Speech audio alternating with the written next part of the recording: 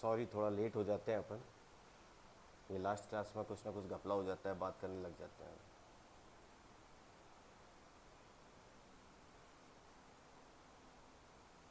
जावा अपन पढ़ रहे थे लास्ट क्लास के अंदर।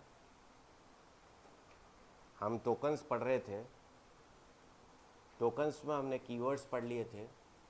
कीवर्ड्स में हमने पढ़ा था कि 67 कीवर्ड्स हैं, 16 कंटेक्चुअल कीवर्ड्स हैं। हमने बात की थी कि जेडीके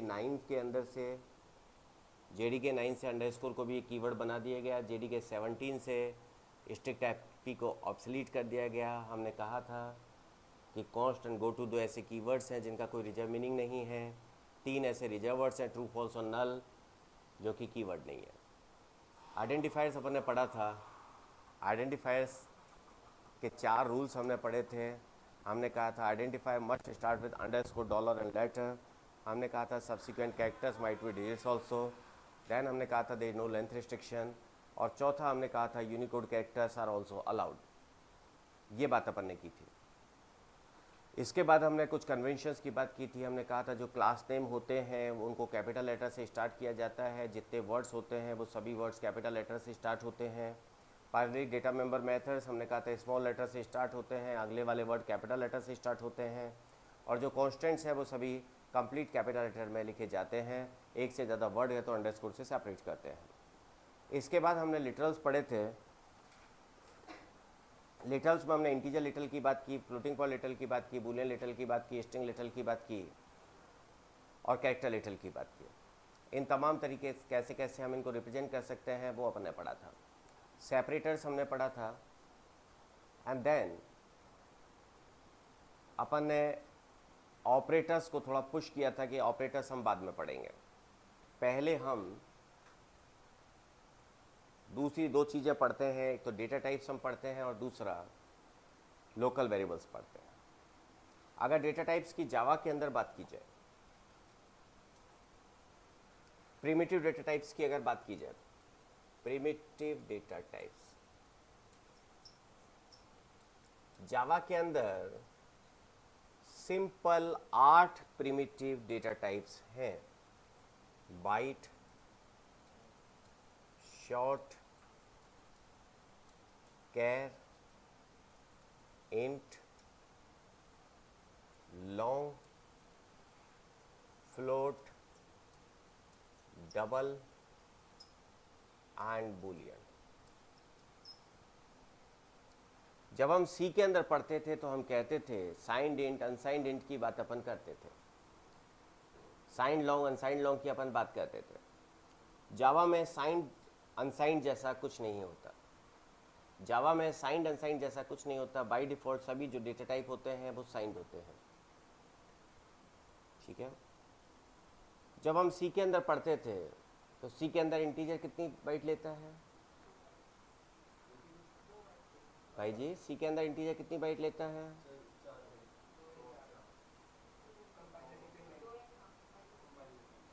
कंपाइलर डिपेंडेंट। गंदी बातें याद रखते हो। जावा के अंदर कंपाइलर डिपेंडेंट कुछ नहीं है। जावा के अंदर बिल्कुल फिक्स है। बाइट 1 बाइट स्पेस लेगा, बाइट 1 बाइट स्पेस लेगा, शॉर्ट 2 बाइट स्पेस लेगा, कैरेक्टर 2 बाइट स्पेस लेगा, इंटीजर 4 बाइट स्पेस लेता है, लॉन्ग 8 बाइट लेता है, फ्लोट 4 बाइट लेता है, डबल 8 बाइट लेता है। एंड जावा के अंदर बूलियन कितनी साइज लेगा that is not defined. That is not defined. Getting this point? तो टोटल 8 प्रिमिटिव डेटा टाइप्स हैं जावा के अंदर। गंदी बात। बूलियन कितनी साइज लेगा वो जावा लैंग्वेज आपको बता नहीं रहा है। होती है ना, लेकिन जावा नहीं बता रहा आपको कि भाई हो सकता है बूलियन को ट्रू फॉल्स रखना है, मैं 0 1 में एक बिट में ही रख लूंगा ना, मैं आपको क्यों बताऊं? नहीं बैठेगा तो 1 बाइट में रख लूंगा, आपको क्यों बताऊं? ये जावा ने डिस्क्लोज नहीं किया अपने को कि कितनी बाइट लेगा। जावा स्टैंडर्ड ये कहते हैं कि बूलियन का साइज अनडिफाइंड है, that is not defined.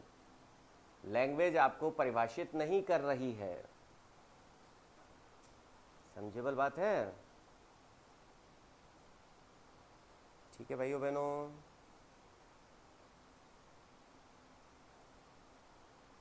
Should I चल आगे?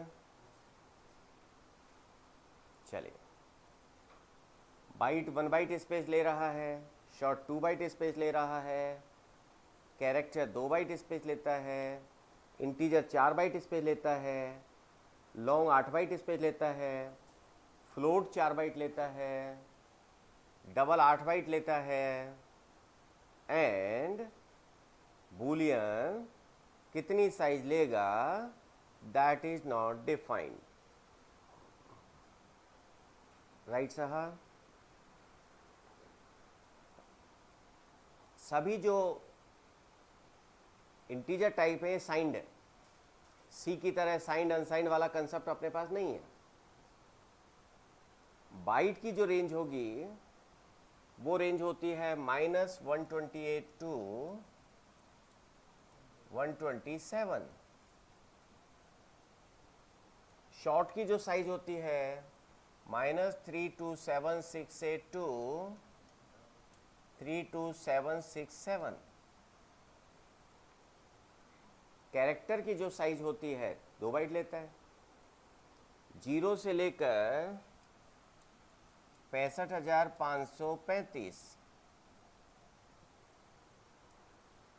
65,535। ठीक है भाइयों बहनों?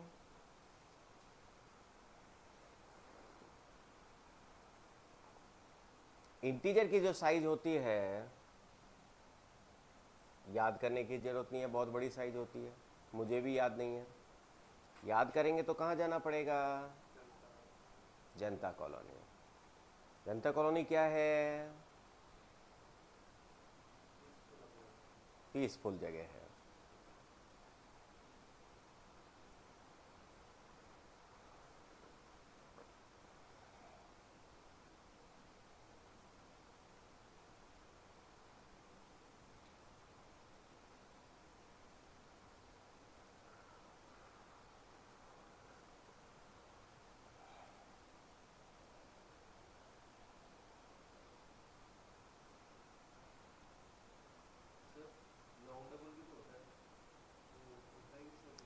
नहीं होता यहाँ पर, ये 8 डेटा टाइप है ना, लॉन्ग डबल ना। अपन वहाँ पर शॉर्ट इंट लॉन्ग इंट लिखते थे, यहाँ नहीं है। शॉर्ट और लॉन्ग अलग से डेटा टाइप है, शॉर्ट इंट लॉन्ग इंट का कोई कंसेप्ट नहीं है। ठीक है ना जी? फिक्स 8 है यहाँ पर, ये 8 है फिक्स। यहाँ पर फिक्स 8 प्रिमिटिव डेटा टाइप है। अपन सी में अगर याद करो तो अपन लिखते थे शॉर्ट इंट लॉन्ग इंट, ऐसा नहीं है। साइंड इंट अनसाइंड ऐसा कुछ नहीं है यहाँ पर।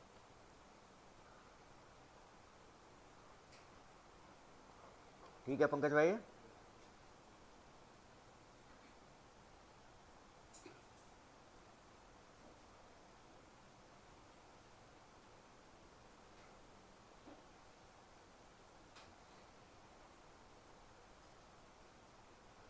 ठीक है पल्लवी जी, किट्टू जी, चलिए आगे बढ़ते हैं।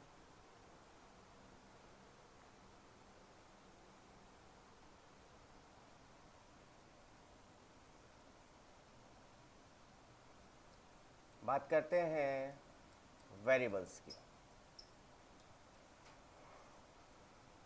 वेरिएबल्स क्या होता है?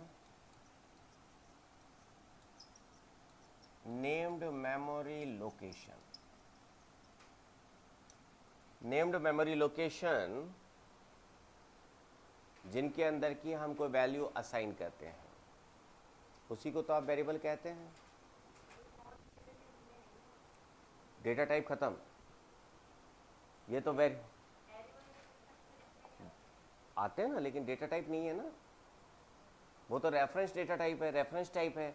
आगे बात करेंगे object type, user defined data type है। आपने तो प्रिमिटिव डेटा टाइप की बात की है। एग्जैक्टली तो अपन ने अभी केवल प्रिमिटिव डेटा टाइप की बात की है ना, नॉन प्रिमिटिव अभी पढ़ा नहीं है अपन ने, क्योंकि नॉन प्रिमिटिव पढ़ने में तो पूरा जावा ही खत्म हो जाएगा। हाँ तब बात करेंगे ना।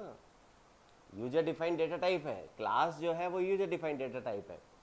यहाँ पर जो एरे होता है वो भी ऑब्जेक्ट टाइप होता है, वो भी रेफरेंस रखता है, लेकिन वो अपन ने अभी बात नहीं की है। अभी हमने केवल और केवल प्रिमिटिव टाइप की बात की है, वरना चीज़ें मिक्स हो जाएगी ना आपके दिमाग में, ठीक है ना। हाँ जी,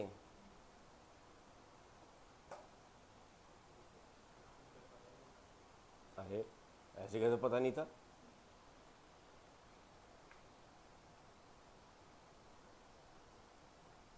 ठीक है, बादाम खाया करो थोड़ा सा, फिर भी याद नहीं रहे तो याद करने का एक बहुत अच्छा तरीका है, सुबह नहाने के बाद 2-2 चम्मच फेविकॉल की सर में मालिश करें, कोई भी बात होगी तो वो फिर चिपक जाएगी। चलिए,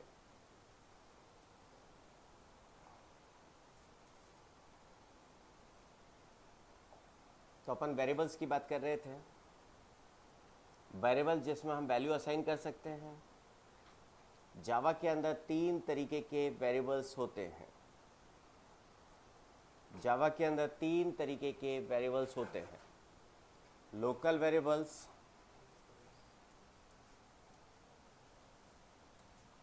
local variables, instance variables and class variables या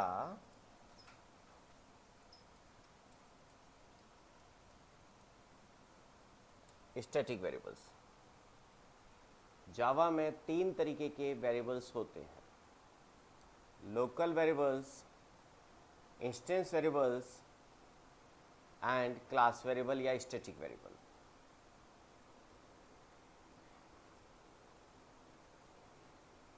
ठीक है भाइयों बहनों,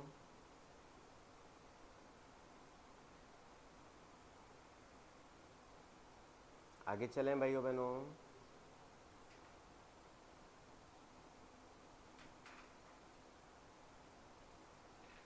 चलिए, यहाँ पर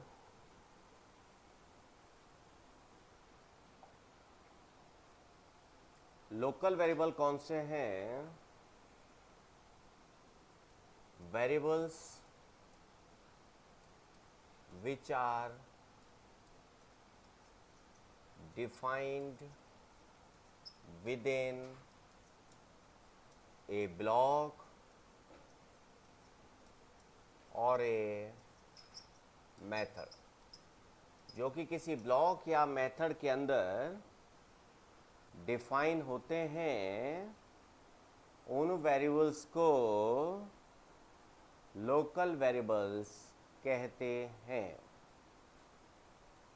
ठीक है, इंस्टेंस वेरिएबल, क्लास वेरिएबल हम क्लास के अंदर बनाते हैं, अभी पढ़ा नहीं है, इसलिए इन दोनों की बात अपन बाद में करेंगे, लेटर ऑन। जब हम क्लास पढ़ेंगे तब इनकी बात करेंगे। अभी अपन बात करते हैं लोकल वेरिएबल्स की।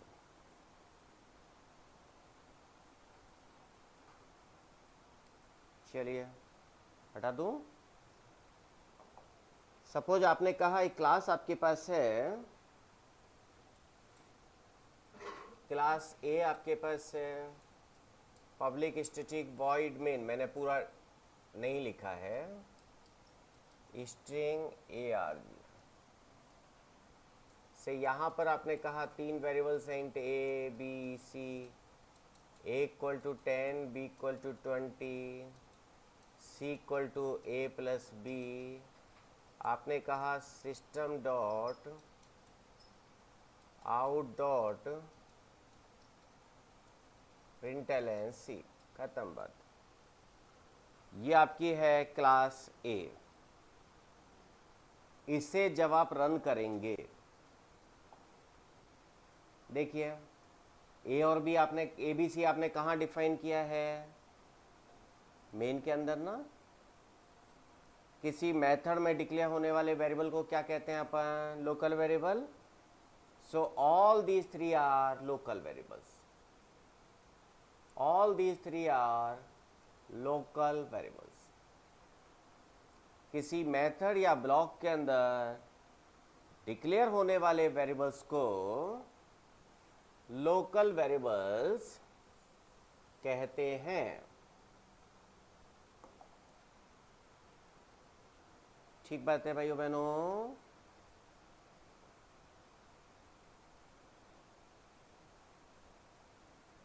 चलें आगे.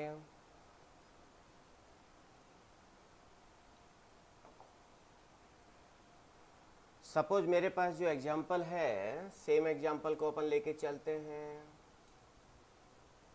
यहां पर मैं इस चीज को हटा देता हूं.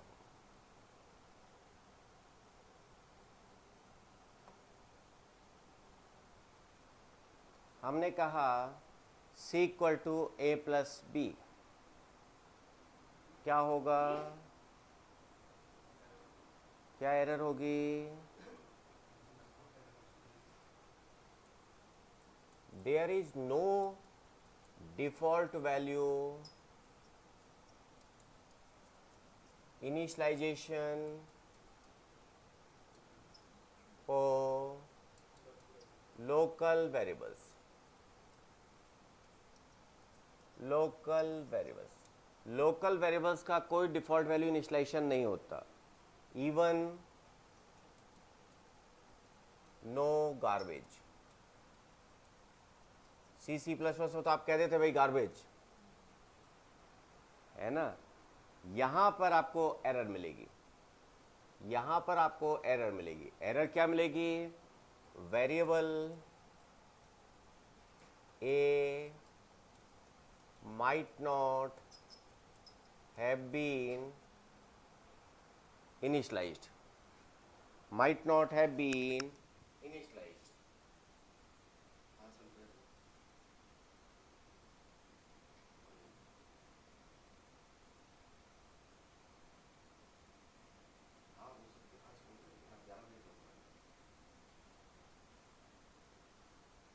जयपुर भी नहीं है. एक जयपुर का है, दो गंगापुर का.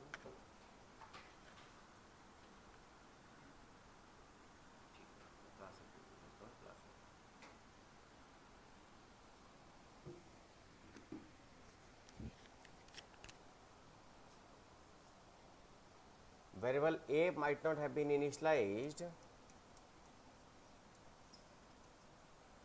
and variable b might not have been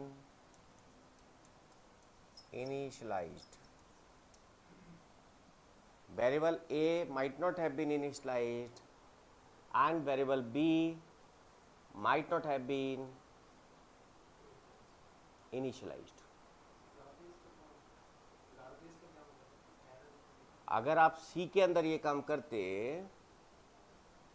तो, अगर C लैंग्वेज के अंदर बात करते तो C की वैल्यू क्या होती? इस जगह पर A और B के अंदर क्या होता? कुछ भी जो पहले से कहीं 2 बाइट्स 4 बाइट्स के अंदर पड़ा हुआ होता. गार्बेज, कचरा, गोबर.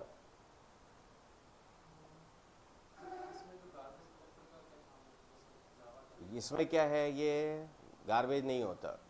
खत्म.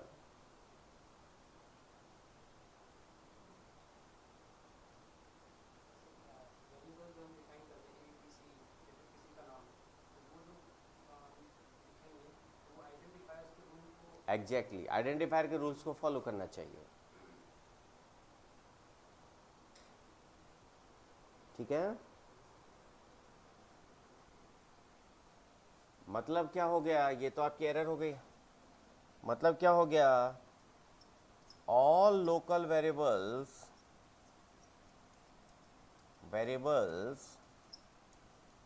must be initialized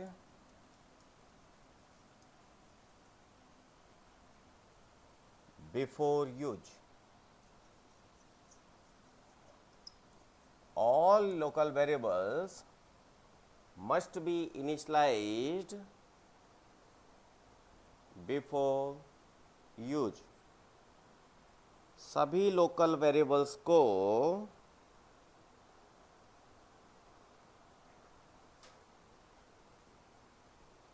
काम में लेने से पहले इनिशियलाइज करना जरूरी है।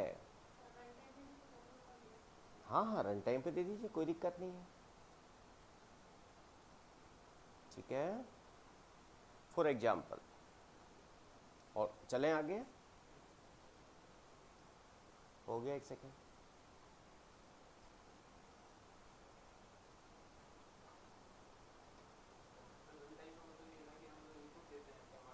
जी जी जी।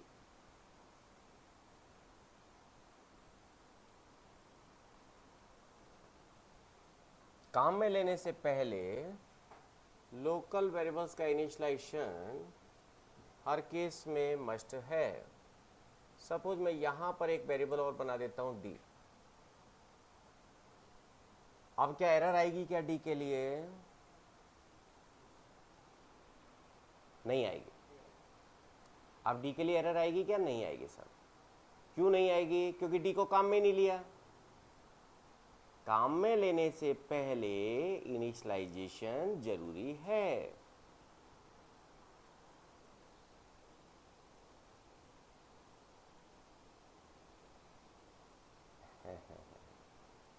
किट्टू जी, आपने जो 3 चीजें लिखी है सब है। देखिए, प्रोग्रामर का नया बैच भी है, रिवीजन बैच भी है जो रिवीजन करना चाहते हैं, और ये एसीपी का बैच भी है, क्योंकि पहले 2 सब्जेक्ट जो हैं वो दोनों के सेम हैं। ठीक है, तो एसीपी वाला जो एक पेपर जो डिफरेंट है वो अपन बाद में करेंगे, पहले 2 पेपर अपन ने उठाए हैं।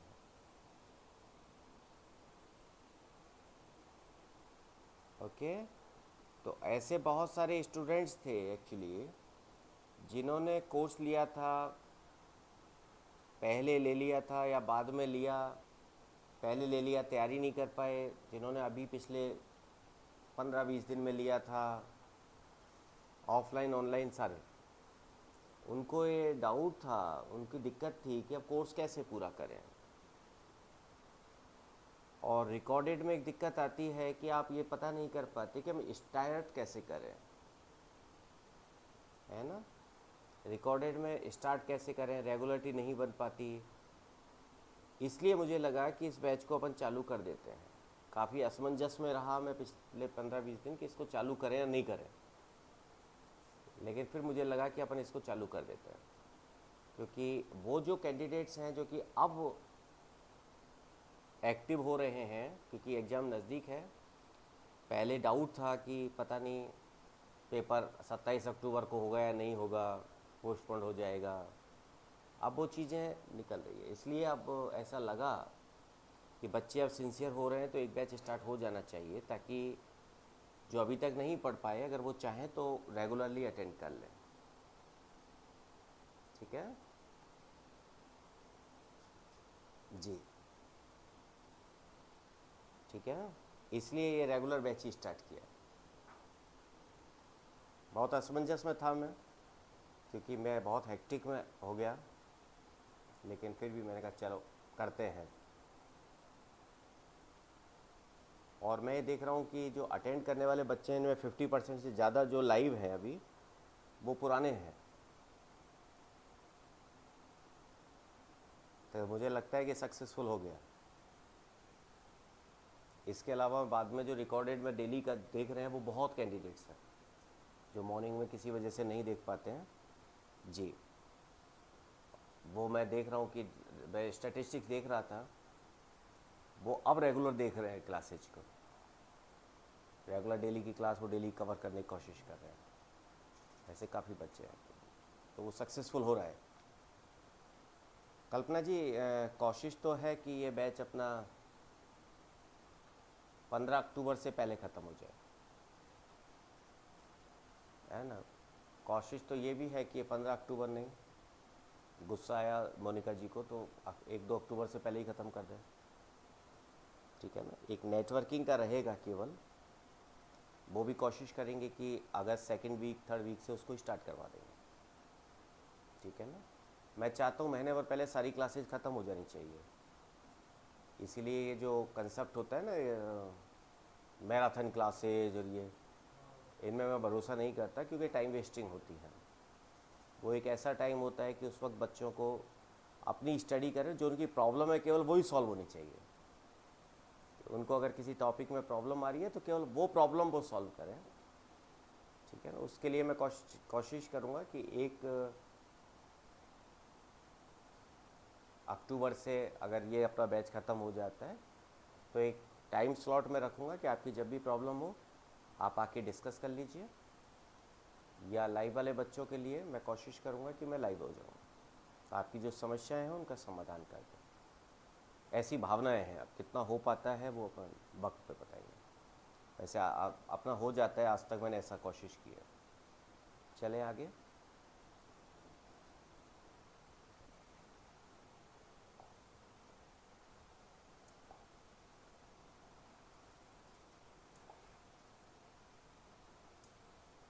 ये एग्जाम्पल आपका है,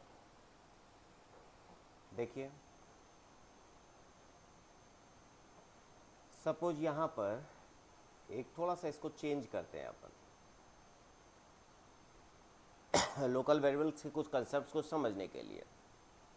जैसे आपने कहा a इक्वल टू 5, आपने कहा if a greater than equal to 5 b equal to suppose 10।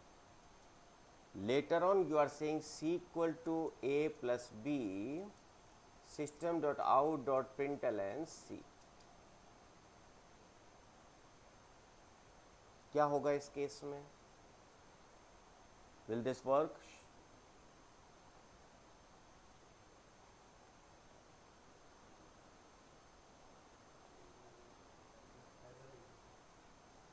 Ji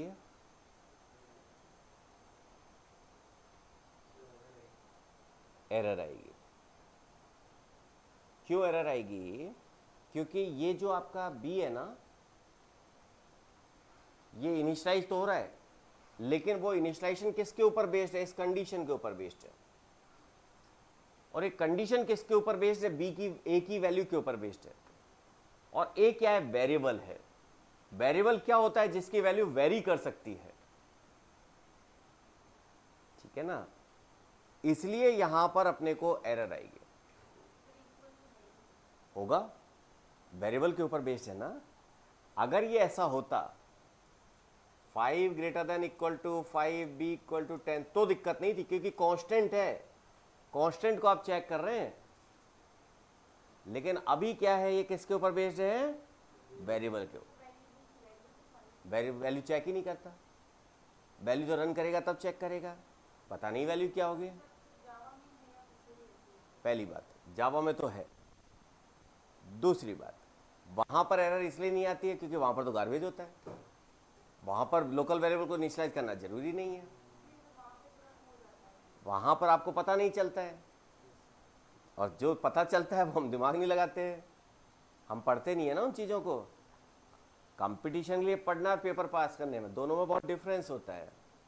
paper pass करते वक्त हमें इन चीज़ों से मतलब नहीं है, हमें तो लिखना है। यहाँ पर ये आपका क्वेश्चन आ गया, what will be the output of what will be printed. नींद आ गई, झपकी आ गई है ना। नहीं, अब तो वो बस सर झुकने ही हुआ, वो बोल गया ऐसे ही आँख खुल गई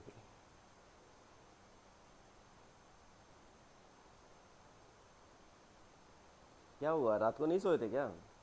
पार्टी शार्टी थी क्या? हॉस्टल में चलती है ना। अच्छा हॉस्टल है यार अपना।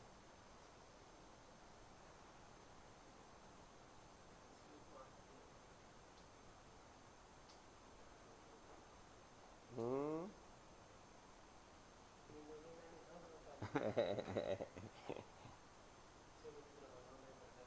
हाँ नहीं,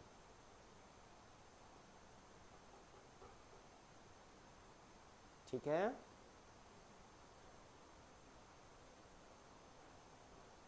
बड़े इंटरेस्टिंग पॉइंट है ये, दिमाग के तार हिल जाते हैं पूरे। ये समझ में नहीं आता, अरे 5 है ना, 5 ग्रेटर देन इक्वल टू 5 है तो सही, बी की वैल्यू आ तो गई। लिखिए here a is a variable. Here a is a variable and b is being initialized on the basis of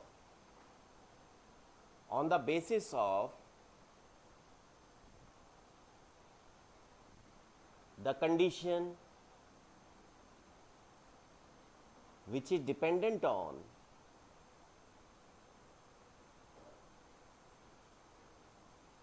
the value of variable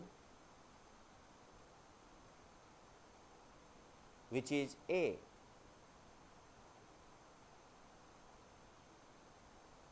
Full stop. Here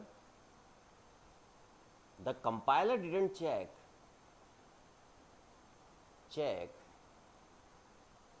the value of a for evaluating the condition. The value is checked at runtime. That's why compiler produces the error for initialization of b. For initialization of b. ठीक है, आगे चलें।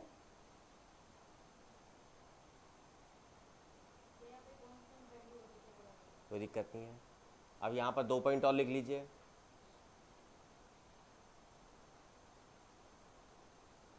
It will not be a error case. It will not be a error case if both the operands of condition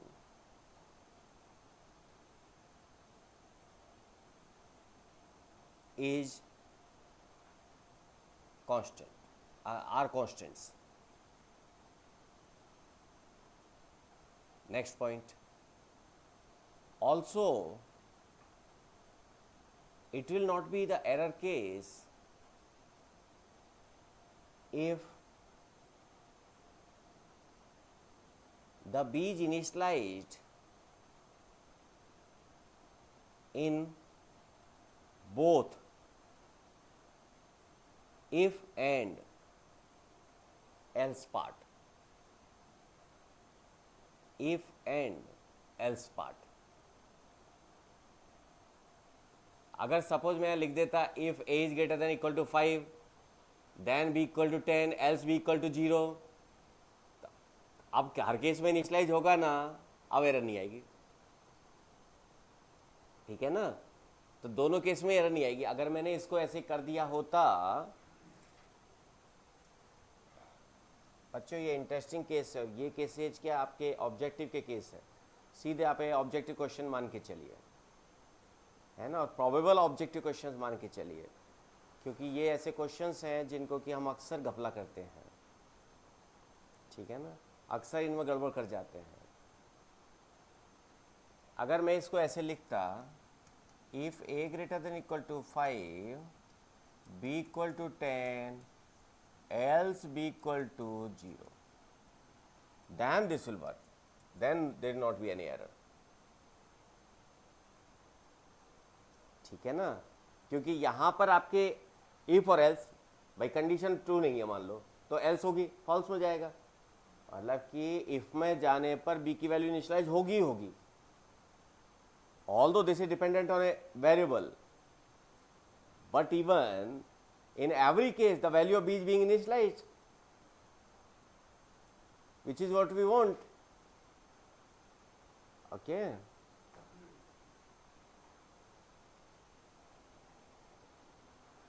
कल्पना जी, किट्टू जी, पल्लवी जी, और कौन कौन है? सुनीता जी, रवि जी, मनोहर लाल जी, जयंत स्वामी जी, अमित जी, जैन साहब, ठीक है ना? चलें आगे।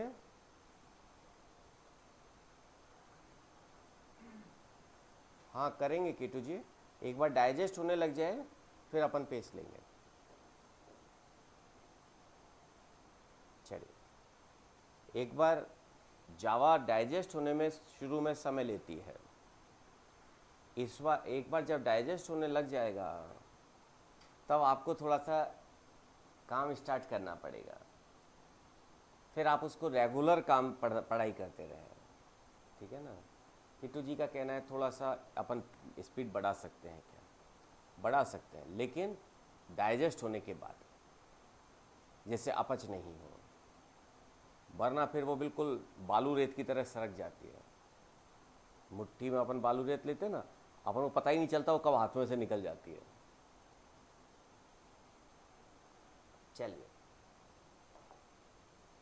एक और कंसेप्ट, सपोज आपने कहा, वही एग्जाम्पल ले लेते हैं, ज़्यादा अच्छा है।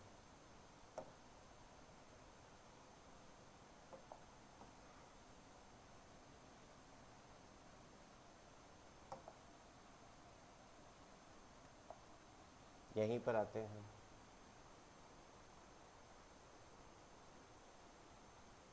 सपोज आपने कहा int I equal to 1, int I equal to 2,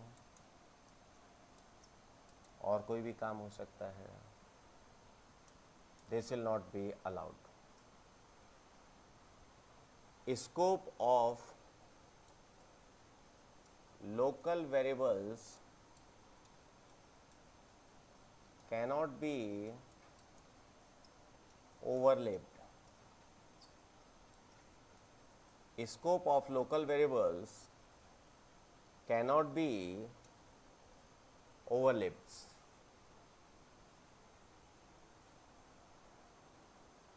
local variables का स्कोप ओवरलैप नहीं कर सकता, ठीक है भाइयों बहनों?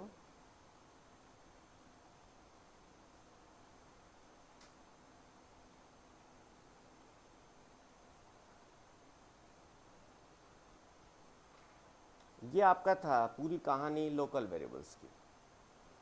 मुझे लगता है लोकल वेरिएबल्स क्लियर है। लोकल वेरिएबल का स्कोप एंड लाइफ टाइम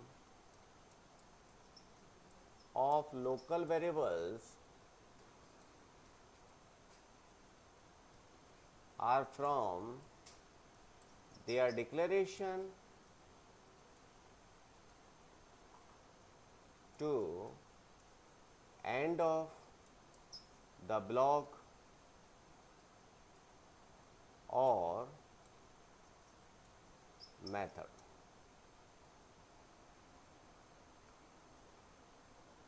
जिस ब्लॉक में इन विच these are declared। Local variables का स्कोप और लाइफ टाइम उन वेरिएबल्स के डिक्लेरेशन से लेकर मेथड या ब्लॉक के खत्म होने तक है जिसमें कि वो डिक्लेयर किए गए हैं, ठीक है ना?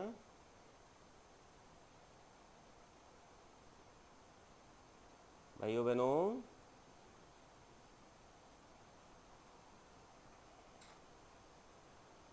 ठीक है भाइयों बहनों, आगे चलें भाइयों बहनों।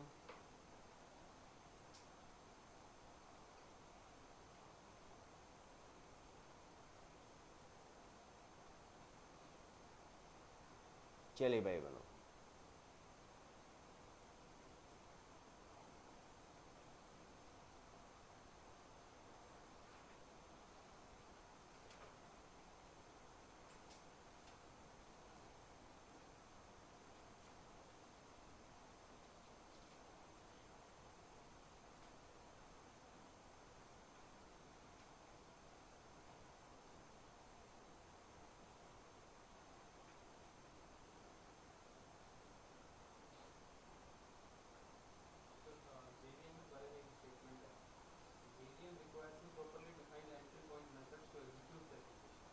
जय हिंद।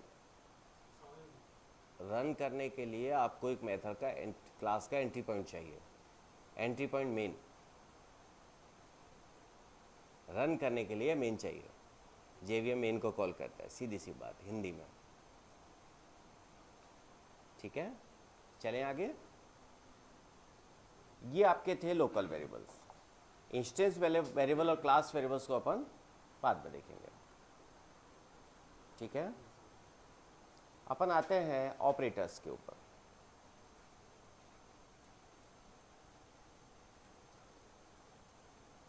अपन आते हैं ऑपरेटर्स के ऊपर। वही ऑपरेटर्स हैं जैसे अपन सी प्लस में पढ़ते थे, विद ए बिट चेंजेस। क्या क्या चेंजेस हो सकते हैं, क्या क्या चेंजेस हो सकते हैं? सबसे पहले अपन बात करते हैं अरिथमेटिक ऑपरेटर्स की। अरिथमेटिक ऑपरेटर्स यहाँ पर 5 हैं। 5 अरिथमेटिक ऑपरेटर्स कौन कौन से हैं? Plus, minus, division, multiplication and modulus. ये 5 अरिथमेटिक ऑपरेटर्स हैं। प्लस, माइनस, डिवीजन, मल्टीप्लिकेशन, इनमें तो कोई चेंज नहीं है, जो अपन जानते हैं वही वैल्यू है। परसेंटेज ऑपरेटर में 2 बातें हैं। पहली बात तो ये है, इन जावा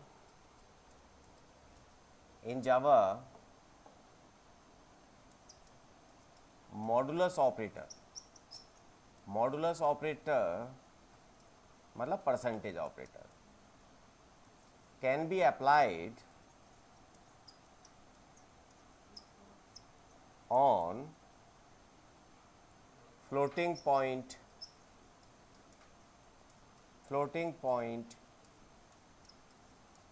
literals. In Java, modulus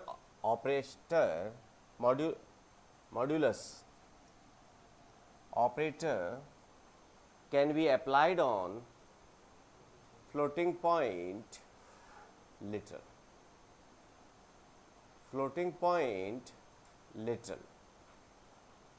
ठीक है भाइयों बहनों।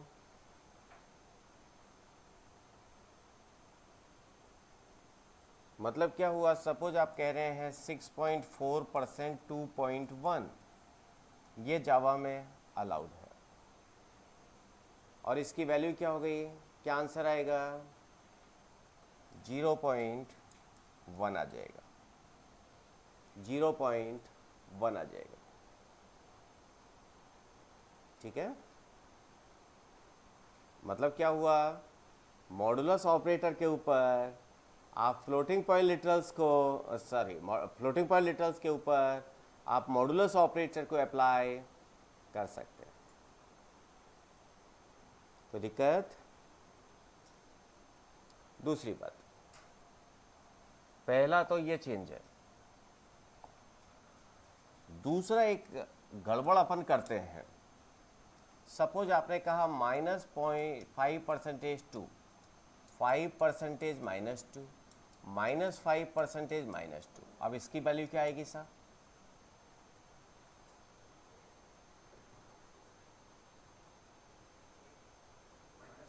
एक या -1? चलो, आप एक जना कह रहा है 1, बाकी कह रहे हैं -1, इसकी वैल्यू क्या आएगी सर? 1। इसकी वैल्यू क्या आएगी सर? -1 या 1? कितने इंटेलिजेंट है आप। देखिए यहाँ पर ये आपका कहानी तो हो गई गलत, मतलब इसमें ज़्यादातर गलत नहीं है, काफ़ी सारी सही है। जब भी इस तरीके से आ रहा है तो आप केवल ऊपर वाले का साइन देखिए। ऊपर क्या है? -5 है ना, तो रिजल्टेंट विल बी -1। ऊपर क्या है, प्लस है ना, तो +1। नीचे क्या है उससे मतलब ही नहीं है। ऊपर क्या है -5, तो क्या है -1, खत्म। इसका एक सिंपल सा फॉर्मूला है, A%B equal to A minus A divided by B multiplied by B। हम इस फॉर्मूले के अंदर वैल्यू रख के देख सकते हैं। हमारा जो रिजल्ट होगा वो इस बात के ऊपर डिपेंड करेगा कि ये क्या है। ठीक बात है, राइट भाइयों बहनों। तो अर्थमेटिक ऑपरेटर्स 5 ऑपरेटर्स हैं, plus minus divide multiply and modulus. Modulus operator जो है फ्लोटिंग पॉइंट लिटरल्स के ऊपर अप्लाई हो सकता है, और अगर न्यूमरेटर नेगेटिव है तो रिजल्ट नेगेटिव होगा, डिनोमिनेटर कुछ भी हो।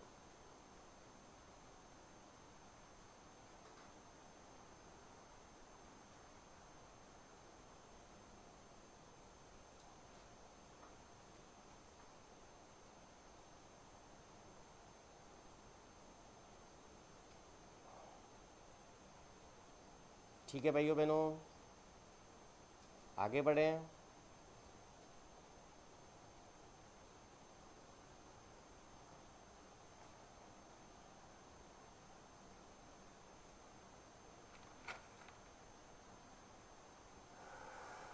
चलिए, इसके बाद आपके पास हो सकता है कंपैरिजन ऑपरेटर या रिलेशनल ऑपरेटर। कंपैरिजन ऑपरेटर या relational operator. Relational operator, comparison operator या रिलेशनल ऑपरेटर कौन कौन से हैं? Less than equal to, greater than equal to not equal to. ठीक है ना, जैसे A less than B, A less than equal to B, ये रिटर्न क्या करता है आपको? रिटर्न्स ए बूलियन वैल्यू,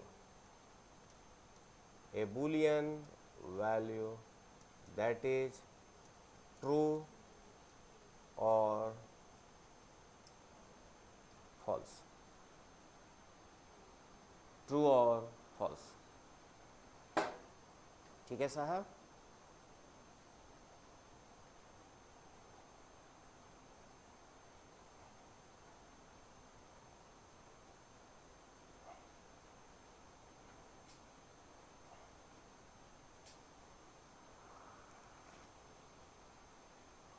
चलें आगे।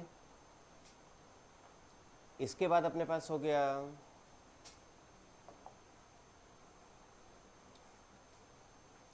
Boolean logical operators. Boolean logical operators and और XOR and not. 4 Boolean logical operators and और XOR not, sorry 4 Boolean logical operators हैं। इनकी ट्रुथ टेबल पढ़ने की जरूरत है क्या?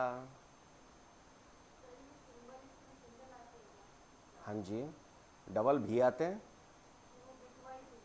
नहीं, हाँ, बिटवाइज भी यही है, जावा में है, जावा में है। ठीक है, इनकी ट्रुथ टेबल पढ़ने की ज़रूरत है क्या? कि एंड में दोनों ट्रू है तो ट्रू होगा, और में एक भी ट्रू है तो ट्रू होगा, नॉट में ट्रू का फॉल्स, फॉल्स का ट्रू हो जाएगा, XOR में दोनों ट्रू है तो फॉल्स हो जाएगा, दोनों फॉल्स है तो फॉल्स हो जाएगा, एक ट्रू एक फॉल्स है तो ट्रू होगा, वरना फॉल्स हो जाएगा। इतना सही था। आगे बात करते हैं। बूलियन लॉजिकल ऑपरेटर की तरह ही 2 ऑपरेटर होते हैं जिनको शॉर्ट सर्किट ऑपरेटर्स कहते हैं। शॉर्ट सर्किट ऑपरेटर्स कहते हैं। दो शॉर्ट सर्किट ऑपरेटर्स हैं एंड और। दो शॉर्ट सर्किट ऑपरेटर्स हैं एंड और। हाँ, ये क्या हो गया, बेकार में टेंशन दे दी है ना। हाँ, ये अलग से है।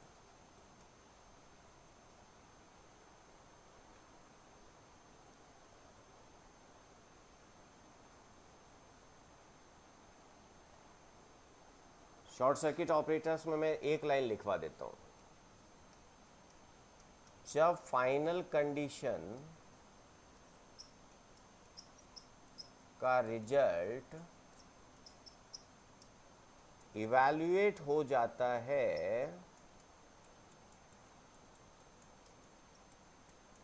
तो आगे वाली कंडीशंस को चेक नहीं किया जाता। ये कहाँ पर है? शॉर्ट सर्किट ऑपरेटर्स के अंदर है। मतलब क्या है वो तो मैं बता दूंगा, अभी तो आप लिख लीजिए। जब फाइनल कंडीशन का रिजल्ट इवैल्यूएट हो जाता है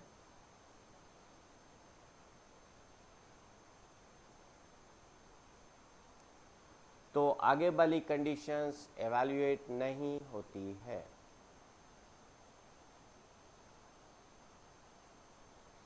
ट्रुथ टेबल सेम है, जैसे ये एंड और आर की ट्रुथ टेबल है वही ट्रुथ टेबल इस एंड और आर की है, उसमें फर्क नहीं है। काम में लेने में फर्क है। काम में लेने में फर्क क्या है वो बात करते हैं। ठीक है पंकज भाई साहब।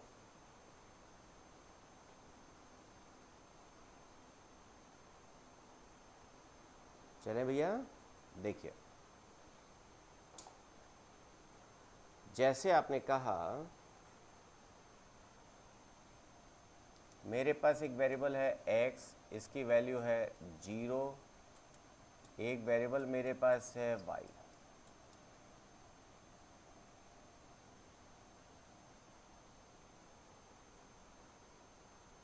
एक कंडीशन में लिखता हूं इफ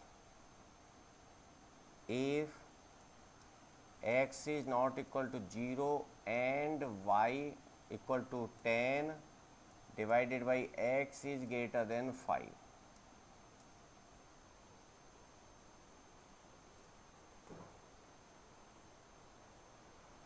क्या लिखा है सब अपन ने? int x equal to 0 int y equal to 10।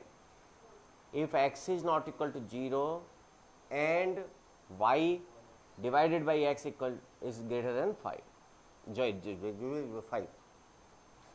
ठीक है, तो यहाँ पर ये कंडीशन ट्रू है फॉल्स है? फॉल्स है। ये कंडीशन फॉल्स है। इस कंडीशन में क्या होगा?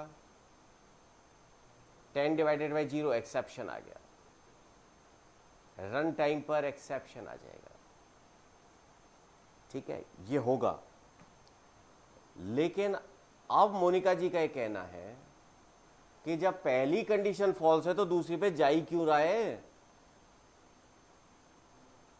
पर ये जाएगा, ये सारी कंडीशन को चेक करता है और उसके बाद एंड करता है। आपने कहा नहीं ऐसा नहीं होना चाहिए। हम तो कहते हैं पहली कंडीशन फॉल्स हो गया, अब एंड में दूसरा कुछ भी हो क्यों जा रहा है? तो क्या करेंगे, यहां पर शॉर्ट सर्किट ऑपरेटर काम में ले लेंगे। अब पहली कंडीशन फॉल्स है, दूसरी को चेक ही नहीं करेगा। अब अपनी लाइन पढ़ के आते हैं एक बार, है ना, वापस से यहीं आएंगे। जब फाइनल कंडीशन का रिजल्ट इवैल्यूएट हो जाता है तो आगे वाली कंडीशंस को चेक नहीं किया जाता। तो आगे वाली कंडीशंस को चेक नहीं किया जाता। जब फाइनल कंडीशन का रिजल्ट इवैल्यूएट हो जाता है तो आगे वाली कंडीशंस को चेक नहीं किया जाता। आगे वाली कौन सी है? देखो कौन सी है। जब फाइनल कंडीशन रिजल्ट यहां इवैल्यूएट हो गया तो ये चेक नहीं होगा। फाइनल, पूरी फाइनल का हो गया ना यहीं पे, पूरी फाइनल का यहीं पता चल गया ना, आगे वाली को चेक क्यों करेंगे?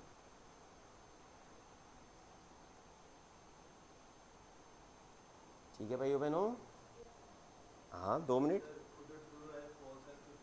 फर्क ही नहीं पड़ेगा, पहला फॉल्स हो गया तो एंड है ना, एंड में एक भी फॉल्स तो रिजल्ट तो फॉल्स हो जाएगा ना भैया जी।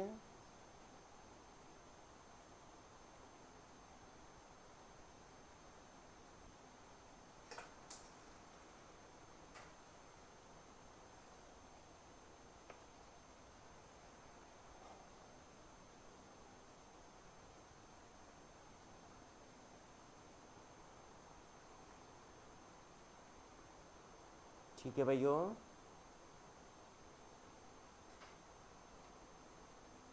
यहाँ तक रखें आज।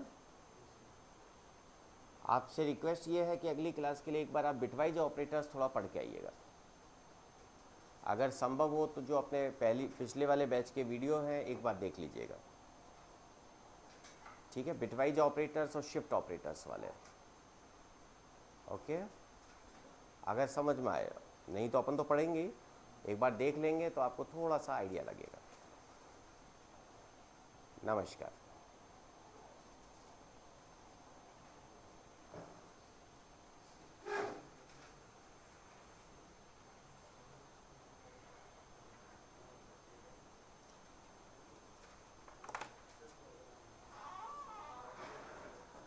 Thank you.